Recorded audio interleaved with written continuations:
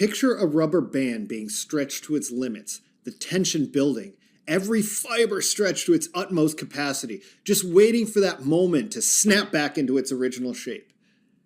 This is the heart and soul of the RubberBand Scalp. We've all witnessed a stock making an extended directional move, methodically grinding down as if every tick lower was calculated and controlled. This is the phase when sellers are in no rush. They gently press the stock lower and lower. But then there's a shift. The pace quickens. The big player no longer wants to wait. They're eager, impatient. They're perhaps even desperate to offload their positions. In their hurry, they kind of become sloppy, careless about their execution price, driven by more urgency than strategy. This frenzy creates an extreme, almost palpable pressure. And this is where our opportunity emerges. This isn't about a mere price extension, no. It's really about the recklessness in the acceleration of the selling. When this hasty selling climaxes and ends, the stock, just like our metaphorical rubber band, is bound to snap back, reclaiming its equilibrium. Now, what does reckless mean? What does sloppy mean? These are good thoughts, but how do we define them? We define these terms in the RubberBand Scalp by using price action as it relates to Bollinger Bands. Specifically, we're looking for a close below a lower Bollinger Band before we even can have this scalp setting up for us.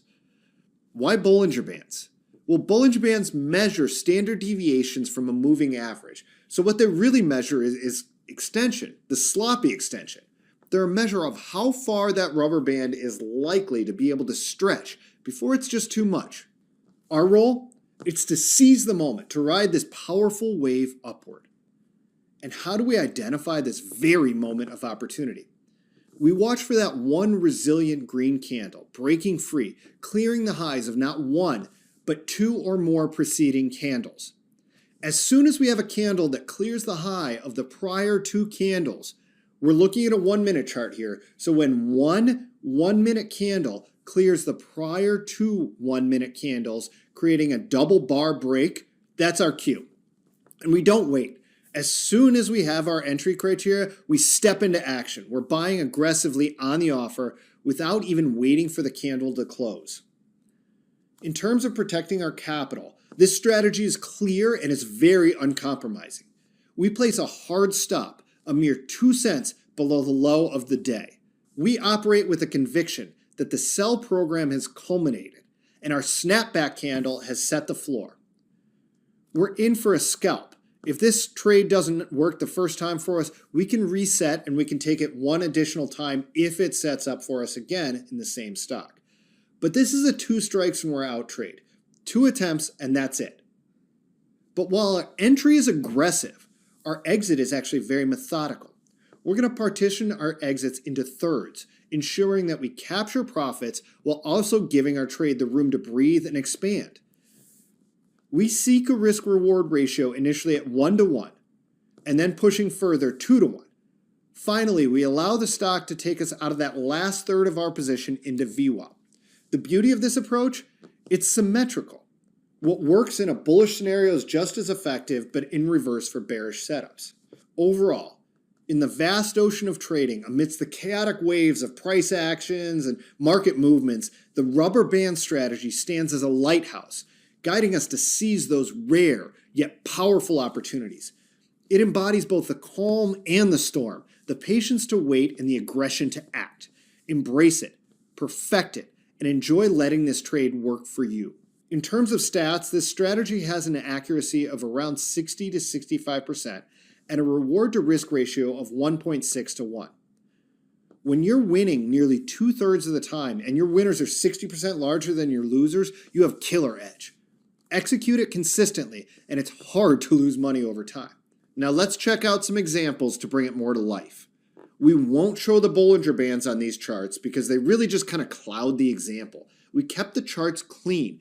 Just like we do on all our charts, we're showing the price action, the 9 EMA, and VWAP, which is our final target for this scalp. We can see how quickly this acceleration can turn sloppy in this example. So you see the trend kind of is coming down in the stock, and then you can see how urgent the sellers get. They just have to get their shares off. They have to do this. They don't have an option. They have to exit their position. We don't care really why. We're just observing. As long as there's no negative news or fresh negative news in the stock, we're observing them needing to exit, needing to exit, and needing to exit. And then we're waiting for our trigger to set up. When we get to that extreme, and then we get this little consolidation area that occurs, and then we get a double bar break to the upside, that's our cue. That's that indication that that rubber band got stretched too much, and we could be looking for a really nice scalp back to the upside. So we enter our position. Our stop goes 2 cents below the low of that move. So in this case, 2 cents below the low of the day. We exit 1/3 into our first measured move from our stop or from the low to our entry. We exit another third into 2-to-1 risk reward, or a second measured move. And then we hold our position. I know that it pulls back against us, but we're, again, holding just our final third, and we're allowing the stock to build as it makes its way back towards VWAP, where we exit this purple line. In our final long example, we're going to cover something that happens in the rubber band scalp that actually improves the odds of this scalp working for us. We get our acceleration away from trend. We get our distinct double bar break that's occurring right here after a really extreme move. And then what happens? The stock kind of comes in a little bit. Well, we get to see, are the buyers really real? Are there big players now buying this stock when other sloppy big players were selling the stock, when they just needed to get out? When we get that little pause and the buyers step right in, that's telling us that there's sustained big players that need to buy this stock. That is exactly what we want to see for this trade. So we exit 1/3 of our position into a 1-to-1 risk reward. We exit another third of our position into a 2-to-1 risk reward. And we hold the final third of our position, trailing it with us all the way up to VWAP. We just allow the stock to pay us on that final third all the way to VWAP. This is a quick and distinct short example. We have the acceleration from trend, we have that drive away, and then we get that really distinct double bar consolidation, double bar break. We enter short, our stop goes above the high, 2 cents above the high. We exit 1-to-1 for 1/3 of our position. We exit 2-to-1 for the second third of our position. And the final third of our position, we exit right into VWAP, this purple line. In our last example on the short side, we see this acceleration away from this trend, acceleration, we're getting sloppy. And we don't predict it, but when we get this double bar break to the downside, we almost get a triple bar break. But here we have a double bar break to the downside. That's our distinct moment of entry. We enter our position short, our stop goes 2 cents above the high, we exit 1/3 of our position into 1-to-1, 1/3 of our position into 2-to-1, and we trail the final piece and we allow it to work for us as we go all the way back to VWAP, the purple line, to exit our final third of our position.